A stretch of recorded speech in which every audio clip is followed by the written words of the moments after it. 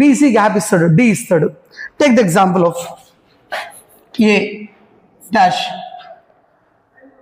Dash వద్దులేండి, comma D G dash. ఈ pattern చూడండి, మొత్తం ఫార్వర్డ్ వెళ్ళిపోతుంది అంతా ఇది. ఇప్పుడు ఏకి డికి గ్యాప్ ఎంత ఉంది? 2. డికి జి గ్యాప్ ఎంత ఉంది? నెక్స్ట్ ఎంత ఉండొచ్చు?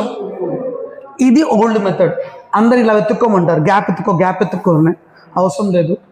ఏ బిసిడి వచ్చేసేసింది, ఈఎఫ్జి హెచ్ఐజే అయిపోయాయి. మళ్ళీ రాసుకోవడం ఎందుకు? అర్థమవుతుంది నేను.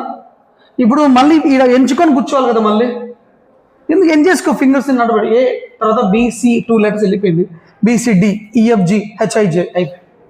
అంటే ఫాస్ట్నెస్కి ఇలా రాసుకున్న ఆన్సర్ వస్తుంది, అలా చేసిన ఆన్సర్ వస్తుంది. బట్ ఇలా రాయడం వల్ల నీకు టైం వేస్ట్ అవుతుంది.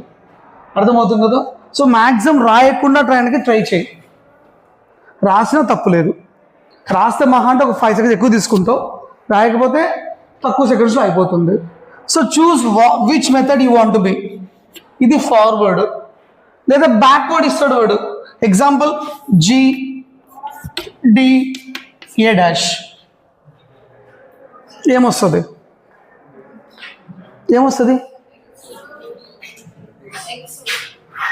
బ్యాక్ నానా జెడ్ 2 లెటర్స్ అయిపోవాలి, అప్పుడు ఏమొస్తుంది?